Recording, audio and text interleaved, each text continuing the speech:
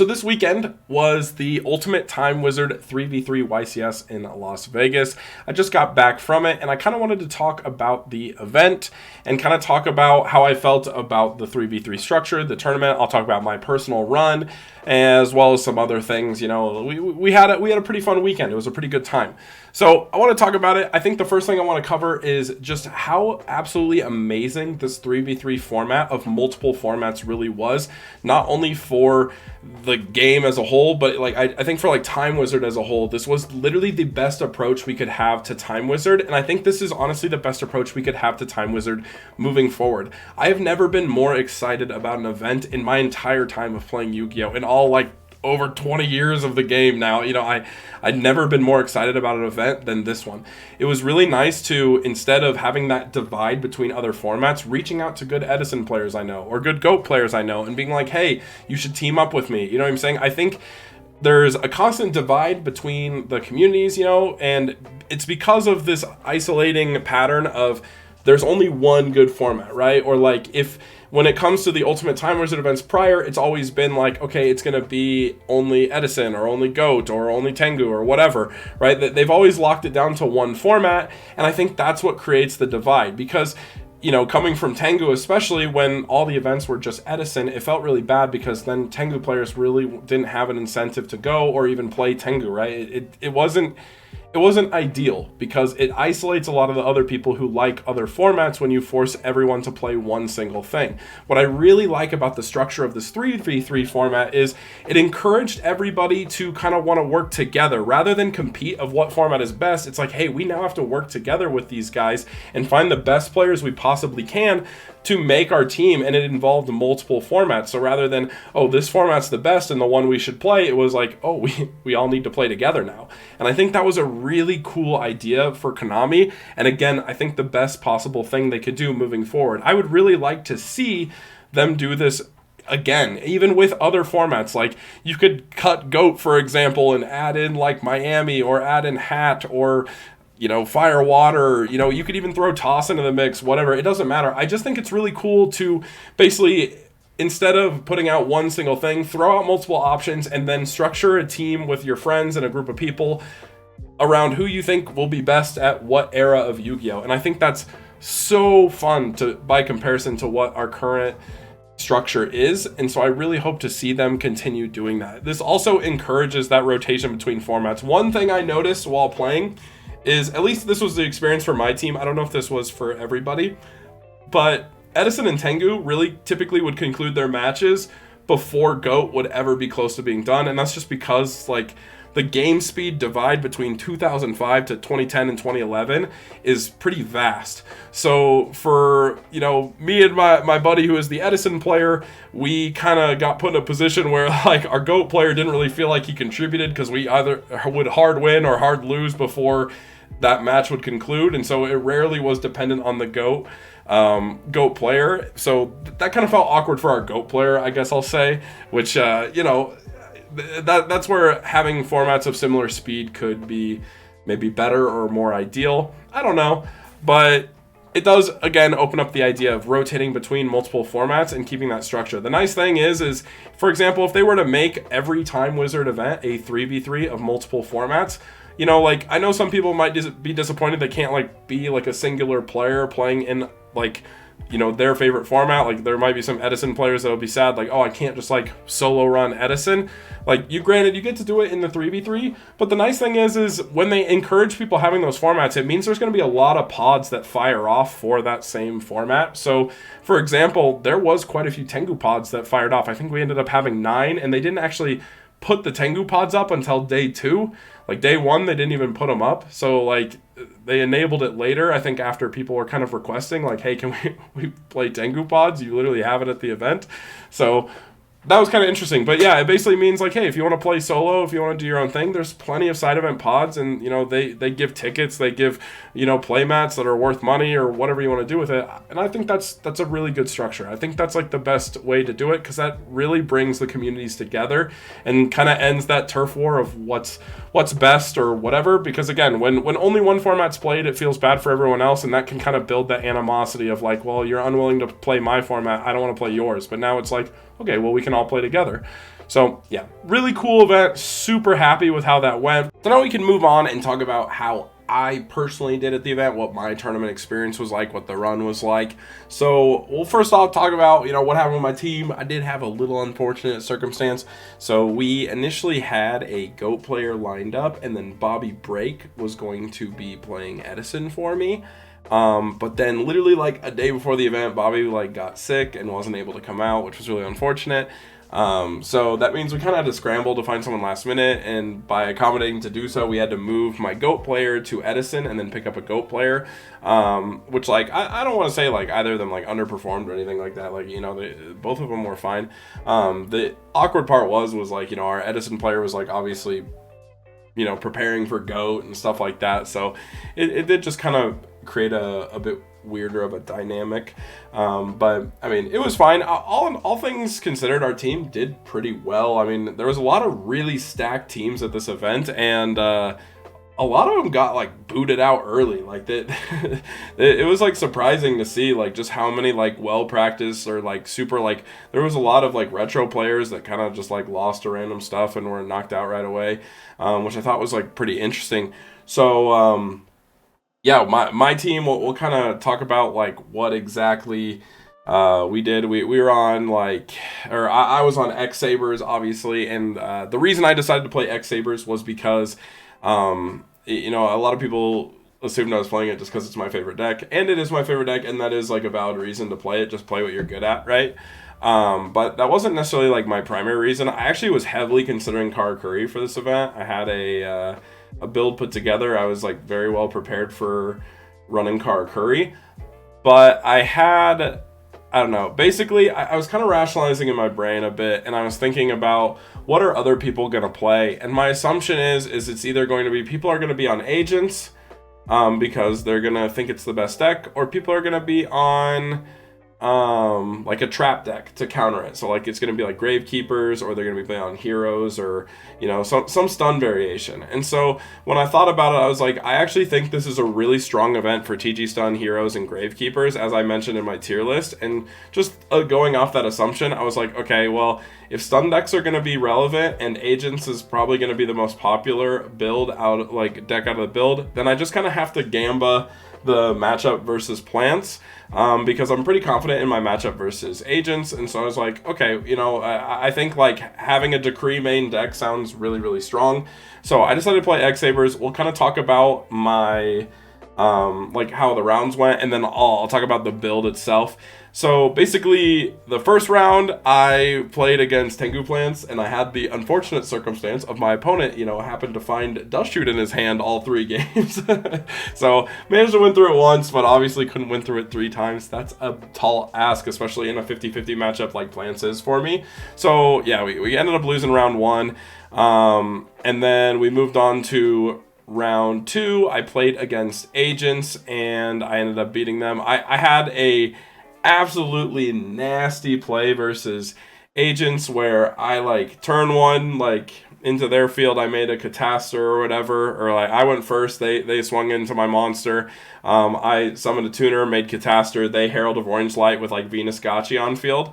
And so I just kind of passed, and they went for like a big push. They put Shineball, Tour Guide, and Sangan on field.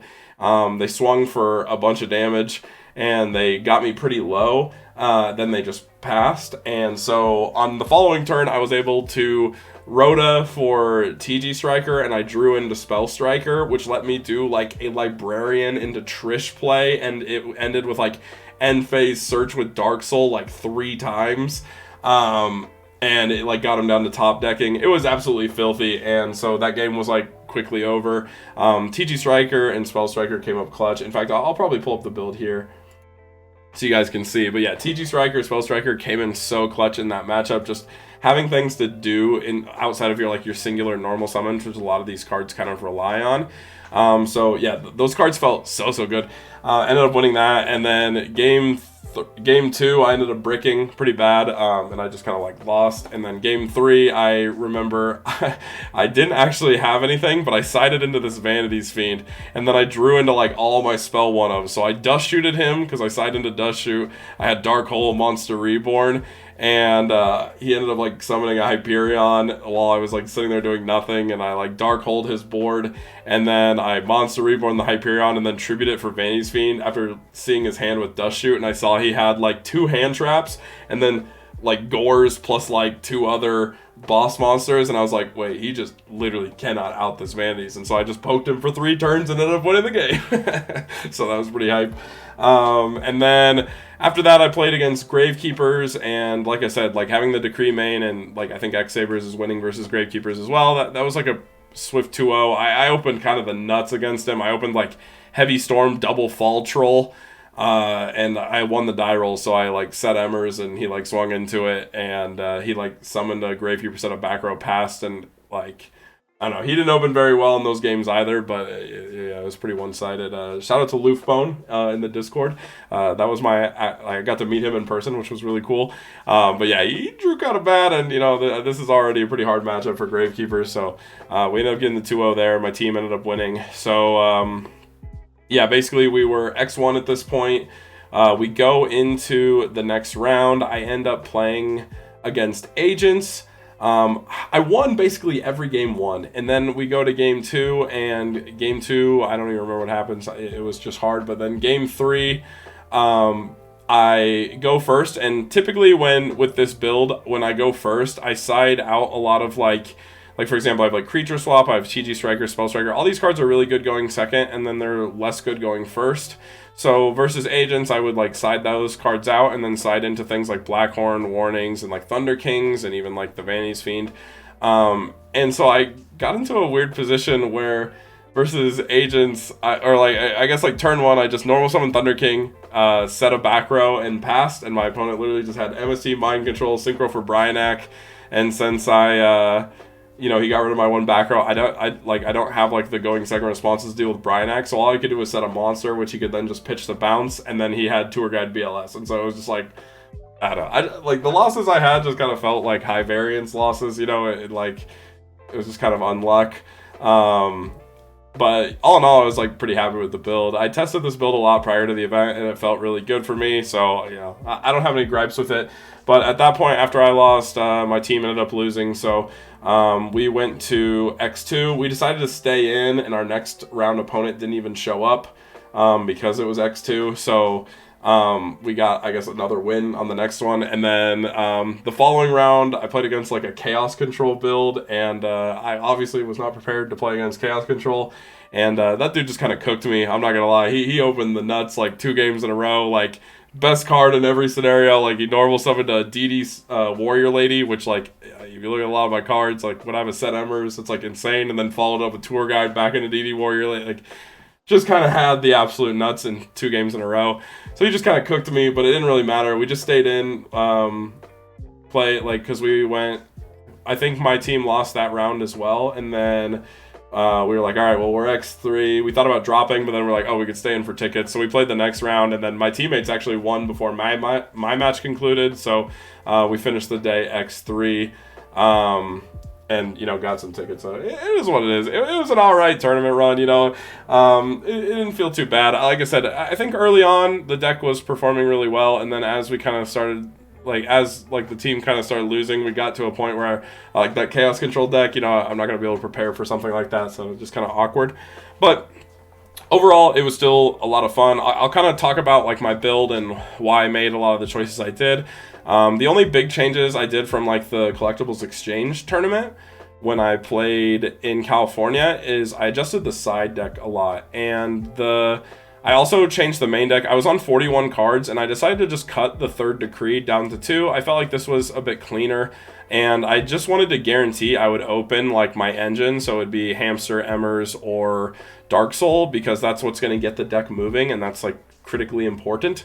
So I decided to, go down to 40, make sure I have the absolute maximum consistency, and I felt like Decree was like one of the more cuttable cards just because I didn't want to open 2 of them, but I honestly did debate on going back up to 3. This card is just really good in the deck. But yeah, so main deck was relatively fine. I don't think I would ever cut these. I think these cards are broken in X Sabers. So guys, if you're playing this deck, I would heavily encourage giving this like 3 card engine a try. This lets you search anything. I even against plants in one of my matches, I had Decree in hand, so I went turn one. I had Decree plus Book of Moon, and so turn one I went. I had a like Paschal in hand. I turn one activated Rhoda, search Spell Striker, normal Paschal, and then special summon Spell Striker for Naturia Beast. And I had Nat Beast plus Decree and then Book of Moon, and my opponent just literally couldn't out it. And so he couldn't out it like the whole game, and I ended up just winning because of Nat Beast Decree, turn one. So that was like really insane, and that's also why I really like the Spell Striker package. Like it just does more. I think this main deck is perfect. I'm not gonna lie. It's like perfect to near perfect. Maybe Creature Swap is something that could be cuttable. This card, like when it's big, it's really big, but there's a lot of times where it just like it's like okay or sometimes completely dead. So I don't know how to feel about Creature Swap. This could turn into something else. I don't know. This is like one of the cards I've debated on, and same with Avarice. Like when it came up big, and I think it's necessary because of Raikou, and I'm on the 2 Fall Troll. But I have considered either cutting like going up to 3 Fall Troll, or even adding a Guard Strike, if you guys know what that card is, because I think having more like options that like special summon themselves, like Striker for example, feels really good. You don't want to just have like the normal summon engine, because I did get pinched in that position against that agent player for example, where he made Bryo and I didn't have any like reactive cards in my deck at that time, so I got kind of punished by that. So I think I would adjust the build to accommodate that moving forward. So you know, we maybe tamper with like cutting this or whatever. Creature Swap technically would have been really good in that Bryonax situation, but it was sided out. That being said, in the side deck, if you didn't notice, I actually am not on main deck Max C, main or side. I did not play Max C at all at this event, and I think that was 100% the correct choice. I did not miss it at all. There was never a point where I wish I could have sided it in. I don't, like, versus plants, I kind of learned at the Collectibles Exchange tournament when playing that Max C was, like, really fake. I would side it in, and they would always just have insane stopping points. The reality of X-Sabers is when X-Sabers are ahead, like when they have board control, the board is stupid oppressive. Like, and they're probably just winning the game off that board already. It's really hard to break an X-Saber board. So you're basically constantly clawing to establish that super good X-Saber board. And so once you have it, you don't really care. And when you have board control is when Max C is best, because your opponent's forced to special summon to break it.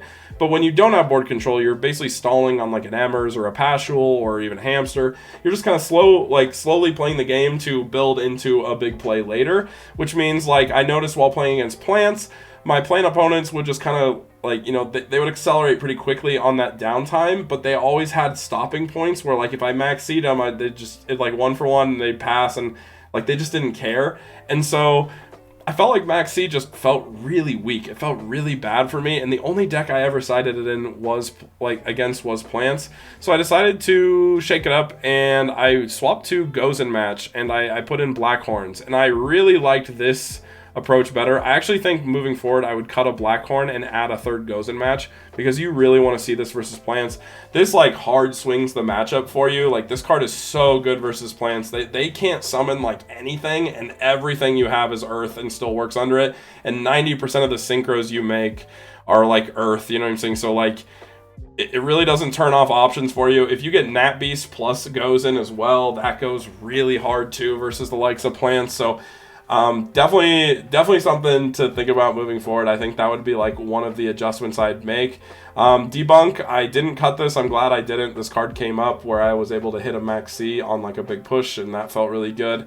But yeah, no, overall this was a very solid list. I don't think I would change anything about it. And honestly, just so you guys know, going against plants, I would typically side in my entire 15 card extra deck unless I was going second. If I won game 1 versus plants, then I would keep in like the Spell Striker package. But if I'm going first versus plants, all of these cards went in. And so my whole build would basically change, which was kind of interesting. But like I said, really, really strong. Everything in the deck felt relevant, felt good. I really like this build. Just maybe some tweaks to the side deck and maybe tweaks to how I approach like going first versus second versus some of these decks would be like my main changes. But yeah, I really, really loved this deck. That being said, moving on to what else happened at the event, you know, some other things. I did manage to play in a side event alongside this. I only got to play in one flight, but I played Catsith Dragoonity, and I ended up taking second place. I probably had one of the greatest matches I've ever had in my entire life versus Amazing Mike Man. Yeah, we literally just played like we had like a 30-minute game one. It was wild. He was on like Piper Catsith versus my Catsith Dragoonity, and we were just going back and forth. It was a crazy match. It was so fun, but I ended up clutching it out because of time in the round. So, you know, shout out to Amazing Mike Man, dude. That dude's an amazing guy. Super fun to hang out with him and fun to play Tengu events with him. And yeah, so we ended up taking second place. I lost to Scraps. I won game one with my Catsith Dragoonity deck, and then game two, I just kind of lost, kind of folded over. Game three was we got down to like a top deck war. I opened pretty bad to begin with, and we get down to a top deck war, and he just slowly, barely got the better top decks, and ended up closing it out to win the hamster mat. So I didn't get my Super Nibble Mega hamster mat, but I refused to buy a mat like that. I have to earn it, you know. Unfortunately, I was like talking to a lot of content creators, walking around talking to other people. I wanted to connect with people while I was there, so I didn't have time to like enter a ton of side events. I probably could have eventually won one if I stuck it out, but yeah, for the most part, I just wanted to do as much as I could in that event. There just really isn't a lot of time within that YCS, man. I'm telling you, there's so much going on at a given time.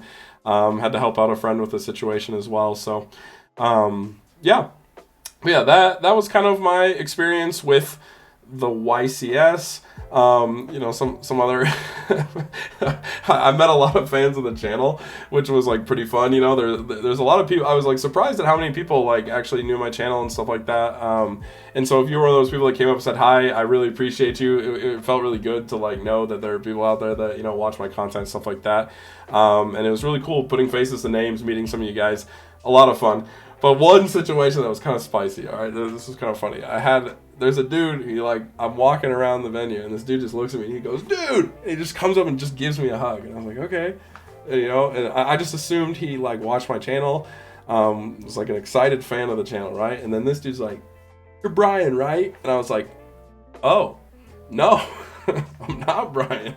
and he's like, oh, you look just like this guy, Brian. I was like, huh. So, like, it's kind of going in my head. I'm like, bro, I just, like, responded. Like, I hugged this back, and he's not even, like, I, like, hugged this dude back. He's not even questioning, like, why I thought I knew him. You know what I'm saying? So it was kind of like an awkward situation. I kind of, like, it was like, all right, man, thanks for the hug. And, you know, wandered off. So that was kind of funny. I'm not gonna lie.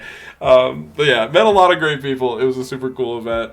Other than that, I think that's gonna wrap it up for this video, you guys. You know, I just wanted to kind of give an overview of my tournament runs, you know, as well as like the deck I brought and why I brought it. I do think X-Sabers was a good meta call, especially for me. You know, I just play this deck differently than other people or something, I think. I don't know, because I tend to feel like I have a overall positive experience every time I play this deck, and most people can't relate. So I don't know. Maybe I'm just doing something different. I don't know. Whatever it is. But it's just my comfort. It is my Tengu deck, you know, in the same way of Amazing Mike Man likes Jirax. I just like X-Sabers, and that's how it be. But other than that, we're just going to give a quick shout out to my Patreon show. Shout out to Grant Johnson, Beast Eyes, Agent and Pant Tier 0, also known as Slap God, My Dude, Photo Shooty, Brian Ford, and Sven Olbrand. Thank you guys so much for the support. But other than that, thank you so much for watching. Make sure you guys like, comment, subscribe, and have a great time doing today.